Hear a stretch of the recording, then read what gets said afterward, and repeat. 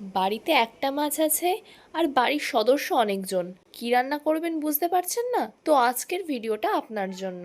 মাত্র এক পিস মাছ আর ঘরে থাকা সামান্য কিছু উপকরণ দিয়েই আজ আপনাদের একটা দুর্দান্ত রেসিপি শেয়ার করব, যার স্বাদ হয় অতুলনীয়। এই রেসিপিটা কেমনভাবে বানাতে হয় চলুন ভিডিওর মাধ্যমে দেখে নেওয়া যাক। ভিডিওটা স্কিপ না করে ভিডিওর শেষ পর্যন্ত আমার পাশে থাকার অনুরোধ রইল। নমস্কার বন্ধুরা, আবার নতুন ভিডিও নিয়ে আপনাদের সামনে হাজির হয়েছি। আমার চ্যানেলটা নতুন হয়ে থাকলে চ্যানেলটিকে সাবস্ক্রাইব করে আমার পাশে থাকবেন। চলুন আর কথা না বাড়িয়ে ভিডিওটা শুরু করা যাক। এখানে আমি একটা কড়া বসিয়ে দিয়েছি, এতে দিয়ে দেব জল। এই জলের ভিতরে দিয়ে দেব একটা বড় সাইজের মাছ। মাছের পরিমাণটা আপনারা আপনাদের মতো নিয়ে নেবেন। দিয়ে দেব কেটে রাখা পেঁয়াজ, দিয়ে দেব আদা রসুন, আধখানা টমেটো, একটা কাঁচা লঙ্কা, একটা শুকনো লঙ্কা। ঝালটা আপনারা আপনাদের স্বাদ মতো দিয়ে দেবেন। এই সব কিছু কিন্তু আমি আমার মাছের পরিমাণ বুঝে দিচ্ছি, আপনারা যেমন পরিমাণ মাছ নেবেন তেমন করে নিয়ে নেবেন সব মশলা। আধখানা পাতিলেবুর রস দিয়ে দেব, তাহলে মাছের যে আঁশটে গন্ধ আছে সেটা আর থাকবে না। অল্প করে দিয়ে দেব লবণ। এবার ঢাকা দিয়ে সব কিছুকে হাই হিটে খুব ভালোভাবে সিদ্ধ করে নেব। এবার ঢাকনাটা সরিয়ে দেখুন কেমন ফুটছে মাছটা। আবার উল্টিয়ে দেব, পিছন সাইডটাও খুব ভালোভাবে সিদ্ধ করে নেব। এতে দিয়ে দেব অল্প করে হলুদ গুঁড়ো। এইভাবে বন্ধুরা মাছের রেসিপি খেয়ে দেখবেন, খুবই ভালো লাগে। আর একঘেয়েমি মাছের রেসিপি খেতে প্রতিদিন কাউরই ভালো লাগে না, তাই একবার হলেও এইভাবে ট্রাই করে কমেন্ট করে জানাবেন কার কেমন লেগেছে। খুব ভালোভাবে সিদ্ধ করে নেব মাছটাকে। পেঁয়াজ, টমেটো, লঙ্কা, আদা, রসুন সব কিছুই আমার সিদ্ধ হয়ে গেছে।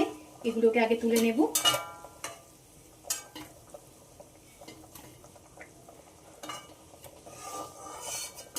আমার বন্ধুরা কে কোথা থেকে দেখছেন কমেন্ট করে জানাবেন, তাহলে আমি বুঝতে পারবো আমার বন্ধুরা কোথা থেকে দেখছে। আর আপনারা এত সুন্দর সুন্দর কমেন্ট করেন, আমার পড়তে ভীষণই ভালো লাগে। এভাবে পাশে থেকে সাপোর্ট করার জন্য সকলকে অসংখ্য ধন্যবাদ। আপনারা বন্ধুরা পাশে না থাকলে আমি কিন্তু কখনোই এগিয়ে যেতে পারবো না, তাই এভাবেই আমার পাশে থাকবেন।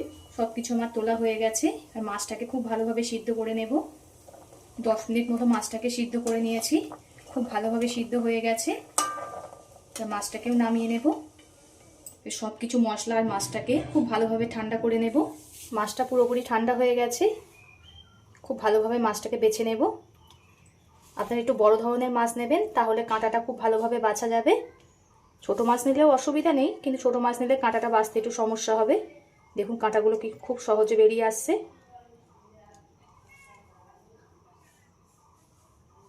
আপনারা এই রেসিপিটা যে কোনো মাছ দিয়ে বন্ধুরা করতে পারেন, খুবই ভালো লাগবে। একদম নতুন ধরনের রেসিপি। এইভাবে সব মাছগুলোকে বেছে নেব। বড় মাছ নিয়ে রেখেছেন তো কেমন সুবিধা, খুব তাড়াতাড়ি বাছা হয়ে যায়। সব মাছগুলো কিন্তু খুব ভালোভাবে বাছা হয়ে গেছে। কাঁটাগুলো ফেলে দেব। এই মাছগুলোকে এই পাত্রে তুলে নেব। মাছগুলোকে হাত দিয়ে খুব ভালোভাবে চটকে নেব। আপনারাও খুব ভালোভাবে কাঁটাটা বেছে নেবেন। আমি কিন্তু খুব ভালোভাবে কাঁটাটা বেছে নিয়েছি, মাছটা খুব ভালোভাবে বেছে নিয়েছি। এখানে আমি একটা আলু সিদ্ধ করে নিয়েছি মাঝারি সাইজের। আলুটাকে গ্রেট করে দিয়ে দেব। আলুটা কিন্তু মেখে দেওয়ার থেকে গ্রেট করে দিলে আলুটা খুব সুন্দর হবে, আর একটা দানা দানা ভাব থাকবে না আলুতে। আমি এখানে সিদ্ধ আলু নিয়েছি, আপনারা চাইলে কাঁচা আলুও দিতে পারেন। পুরো আলুটা গ্রেট করে নেব। পুরো আলুটা আমি গ্রেট করে নিয়েছি। এবার এর ভিতরে দিয়ে দেব স্বাদ মতো লবণ, অল্প করে দিয়ে দেব হলুদ গুঁড়ো, হাফ চামচ মতো দিয়ে দিলাম জিরে গুঁড়ো, সম পরিমাণ দিয়ে দিলাম ধনিয়া গুঁড়ো। এই ছোট চামচের মাপ করে 2 চামচ দিয়ে দেব বেসন। এই ছোট চামচের মাপ করে 1 চামচ দিয়ে দেব কর্নফ্লাওয়ার। এবার দিয়ে দেব চা চামচের 2 চামচ মতো আদা রসুন গ্রেট করা। আমি এখানে আদা রসুনটাকে গ্রেট করে ব্যবহার করছি, আপনারা চাইলে বেটেও দিতে পারেন। এবার দিয়ে দেব একটা বড় সাইজের পেঁয়াজ কুচি। সব কিছুকে খুব ভালোভাবে মেখে নিতে হবে।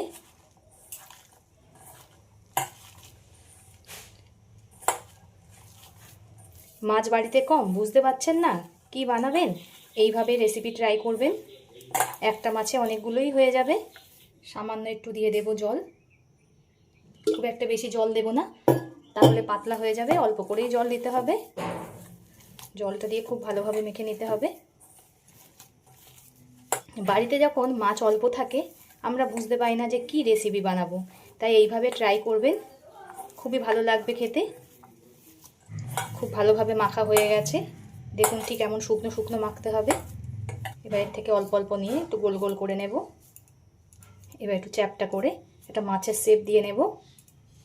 আপনারা যে কোনো শেপেই করতে পারেন, আমি এখানে একটু মাছের শেপ দিয়ে নিলাম। দেখুন ঠিক এমন একটা শেপ দিয়ে নিতে হবে। এইভাবে সবগুলো আমি একটা মাছের শেপ দিয়ে নেব। আপনারা চাইলে গোলও করতে পারেন, চ্যাপটাও করতে পারেন, আপনাদের যেমন খুশি শেপে দিয়ে নেবেন। দেখুন আমি একটা মাছের শেপ দিয়ে নিচ্ছি।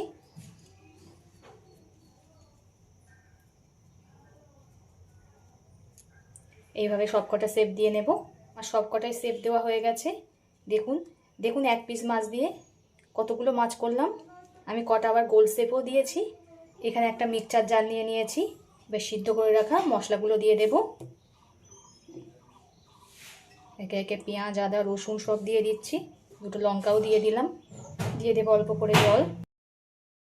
মশলাটাকে খুব ভালোভাবে ব্লেন্ড করে নেব। মশলাটা খুব ভালোভাবে ব্লেন্ড করা হয়ে গেছে।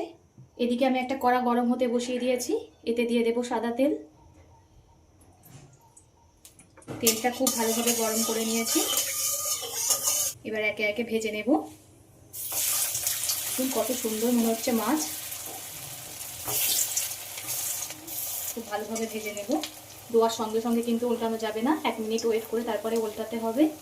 পিছন সাইডটা আমার ভাজা হয়ে গেছে, এবার উল্টিয়ে দেব।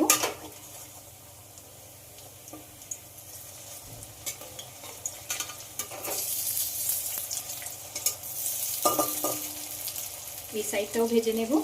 আমার দুই সাইডে খুব ভালোভাবে ভাজা হয়ে গেছে। এবার এগুলোকে তুলে নেব, বাকিগুলোও ভেজে নেব। সবগুলো আমার ভাজা হয়ে গেছে। ওই তেলের মধ্যে দিয়ে দেবো সর্ষের তেল। এই রান্নাটা সর্ষের তেলে করবেন, খেতে বেশি ভালো হবে। তেলটা খুব ভালোভাবে গরম হয়ে গেছে। গরম তেলের মধ্যে ঠিক এমন লম্বা লম্বা করে কেটে রাখা আলু দিয়ে দিলাম। এখানে 3টে মাঝারি সাইজের আলু নিয়েছি। আপনারা আলুটা আপনাদের পরিমাণ মতো নিয়ে নেবেন। এই আলুটাকে খুব ভালোভাবে ভেজে নেব। আলুটা আমি ভালোভাবে ভেজে নিয়েছি। এবার এতে দিয়ে দেবো লম্বা লম্বা করে কেটে রাখা পটল। এখানে আমি 5টা পটল নিয়েছি, ঠিক এমন লম্বা লম্বা করে কেটে। এমনটা না বন্ধুরা, আমি যে সবজিগুলো নিচ্ছি আপনাদের সেইগুলোই নিতে হবে। আপনাদের যেমন সবজি ভালো লাগে তেমন সবজি নেবেন। সব কিছু দিয়েই খুবই ভালো লাগবে খেতে। আলু আর পটল আমি একসঙ্গে ভাজছি, আপনারা চাইলে আলাদা আলাদা করেও ভেজে নিতে পারেন। তো খুব ভালোভাবে আলু আর পটলকে ভেজে নেব। খুব ভালোভাবে আলু আর পটল ভেজে নিয়েছি। এবার এগুলোকে নামিয়ে নেব। আলু আর পটল নামিয়ে নিয়েছি। কড়ার মধ্যে আবার একটু সর্ষের তেল দিয়ে দিলাম। তেলটা গরম হয়ে গেছে। গরম তেলে দিয়ে দেবো 1 টুকরো দারচিনি, 2টো লবঙ্গ। ফোড়ন থেকে যখন একটু হালকা মিষ্টি গন্ধ বেরাবে তখন এতে ব্লেন্ড করে রাখা মশলাটা দিয়ে দেব।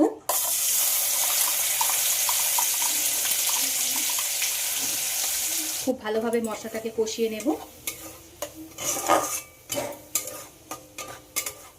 দিয়ে দেব স্বাদ মতো লবণ, পরিমাণ মতো দিয়ে দেব হলুদ গুঁড়ো।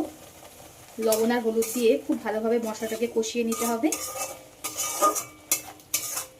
গ্যাসটা লোয়ে রেখে 2 মিনিট মতো কষিয়ে নিয়েছি মশলাটাকে।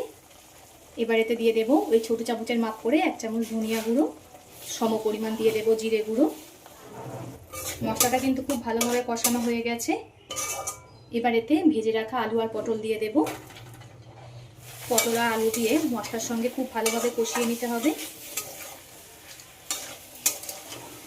খুব ভালোভাবে কষিয়ে নেব। আমার চ্যানেলে বন্ধুরা নতুন হয়ে থাকলে চ্যানেলটিকে সাবস্ক্রাইব করে আমার পাশে থাকবেন।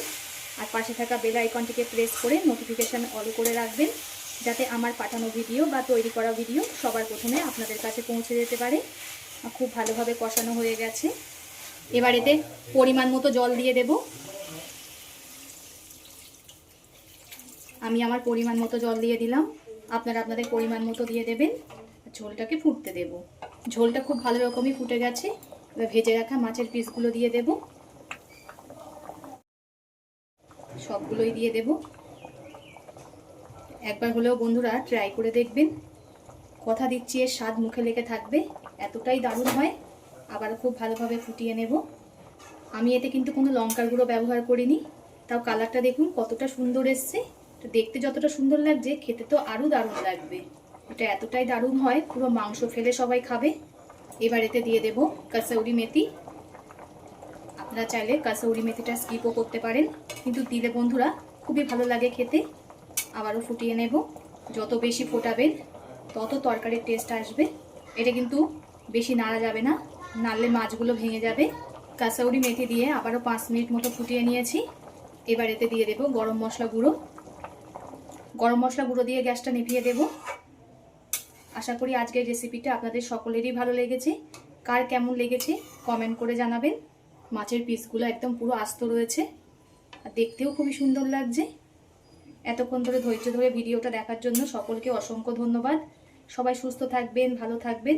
পরবর্তী একটা নতুন রেসিপি নিয়ে আপনাদের সামনে আবার হাজির হচ্ছি।